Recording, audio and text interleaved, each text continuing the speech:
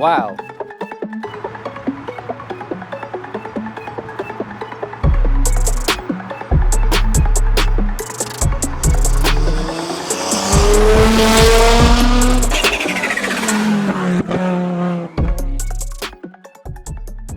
GT-R. It's dominated on the racetrack and it's pushed the boundary of what we thought was possible in a road car. So what happens when you mix the two of them together? Well, you get something a bit like this.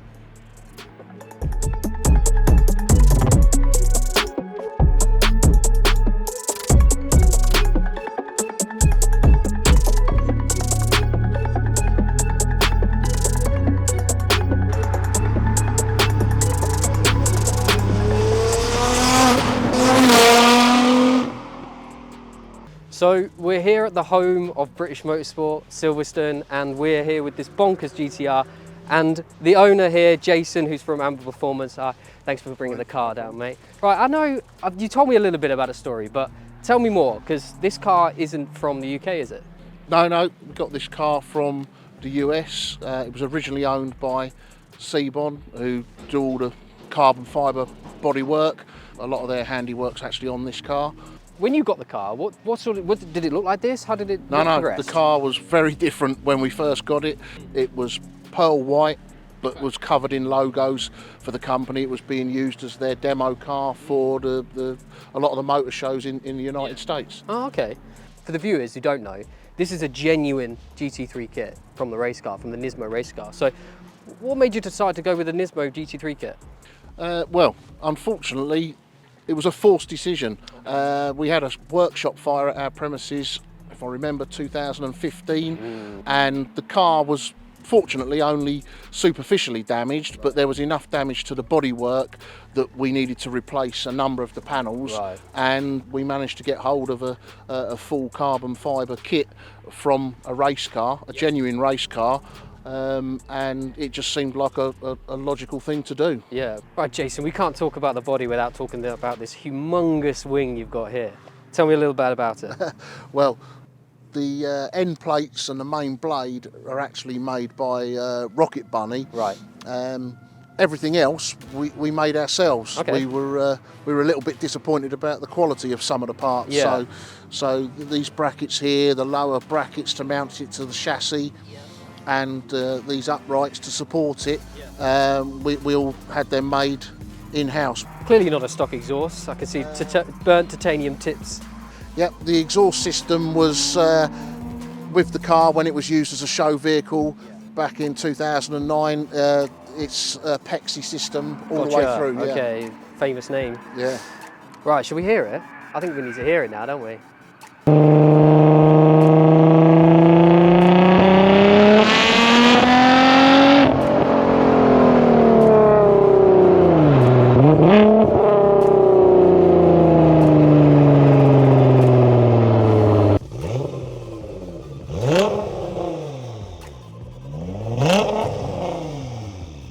So it's got all the aerodynamics you could possibly want, but what about the power? Shall we have a little look under the hood? Yep. Wow. Okay, the green theme continues. So what sort of power are we talking about, Jason? It's running around about 720 horsepower.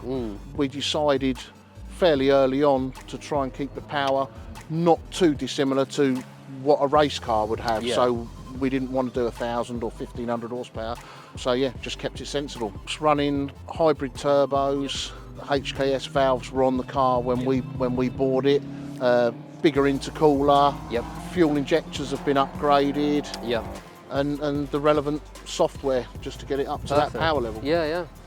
Right, I want to bring us back to the body, because for the eagle-eye viewers out there, you'll notice that it's got quite a bit of carbon, but it's pretty much all carbon, isn't it? Yeah, a great deal of it is, yeah. I mean, you're looking from the front, the bonnet, the wings, the front bumper, the canards, the splitter, the under tray, side skirts, the rear quarter panels, the roof panel, the boot lid, the rear bumper, the rear diffuser. Everything is carbon fibre. Even the doors are carbon fibre. Wow. Right, so we've got the power ticked off, we've got the aero ticked off. What about the chassis? Let's start with the wheels then, Jason, because clearly they're not going to be the standard size in order to fit with the wide arch kit. That's right.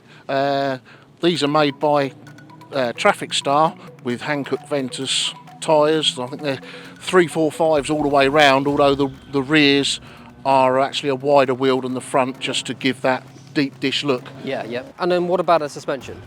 Well, the suspension is actually quite close to original GTR spec. It's they're using Bilstein dampers all the way around, but we did have them converted by an Australian company into coilovers, so they literally just got ride height adjustment, but using standard dampers. So it still handles brilliantly, but you've got some comfort there as well. Exactly.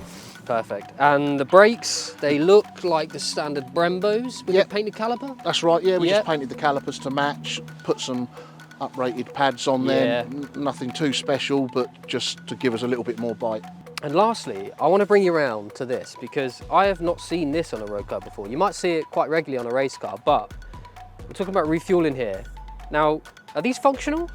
These aren't actually functional, no, but again, we wanted to keep the look as close to race car spec as possible, so we fitted the genuine parts that they would have used in a race car, but we actually fill up over here with a little funky device that we use there. So yeah, that's the filler neck. Okay, perfect. Right, we're inside. I can see a load more carbon fibre, so take me through some of the changes you've made in it. Well, everything on the interior is again all from Seabon. All the centre console up here, door handles, the rear seats, the rear quarter panels, and the parcel shelf. So if it was changeable, they changed it to carbon. Everything else is original GTR from the period. Right, you've shown me around a car. Is there any chance we can pop out on the road? Yeah, absolutely. Let's go. So, what does 700 horsepower GTR feel like? Well, I guess we'll better find out, I think.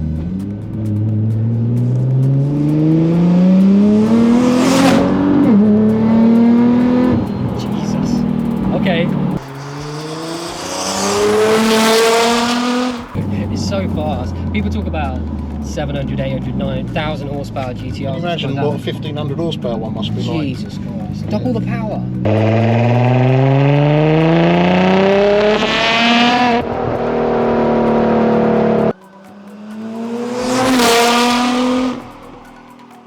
Right, that's been Jason's GT3 GTR.